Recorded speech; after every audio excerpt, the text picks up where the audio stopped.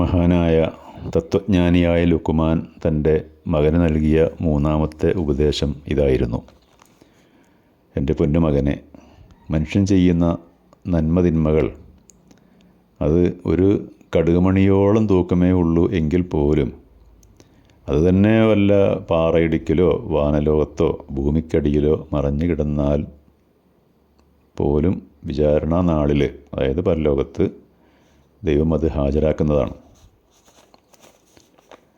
ഇപ്പോൾ ലുക്മാൻ തൻ്റെ മകന് നൽകിയ ഈ ഉപദേശത്തിൽ പറയുന്നത്, മരണാനന്തരം മനുഷ്യന്മാരൊക്കെ പരലോകത്ത് ഒരുമിച്ച് കൂട്ടി വിചാരണ ചെയ്യുന്നതിന് മുമ്പായി മനുഷ്യൻ ചെയ്ത സകല കർമ്മങ്ങളും അവിടെ ഹാജരാക്കപ്പെടും. മനുഷ്യൻ ചെയ്യുന്ന നന്മയാകട്ടെ തിന്മയാകട്ടെ അതൊക്കെ അപ്പോൾ രേഖപ്പെടുത്തിക്കൊണ്ടിരിക്കുന്ന മാലാഖമാർ അല്ലെങ്കിൽ മലക്കുകൾ ഉണ്ട്.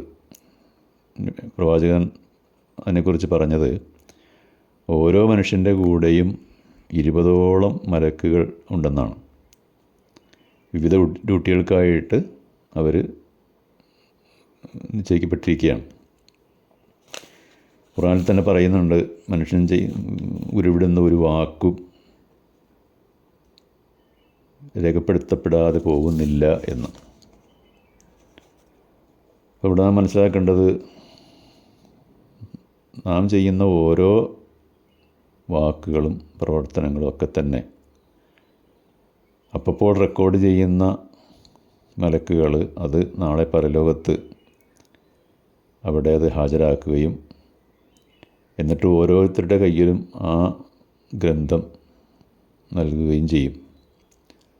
എന്നിട്ട് അവരോട് പറയും, നീ നിനക്ക് നൽകപ്പെട്ട ഈ ഗ്രന്ഥം നീ തുറന്ന് വായിക്കുക, നിന്നെ വിചാരണ ചെയ്യാൻ നീ തന്നെ മതി എന്ന് പറയപ്പെടുമെന്ന് ഖുർആനിൽ പറയുന്നുണ്ട്.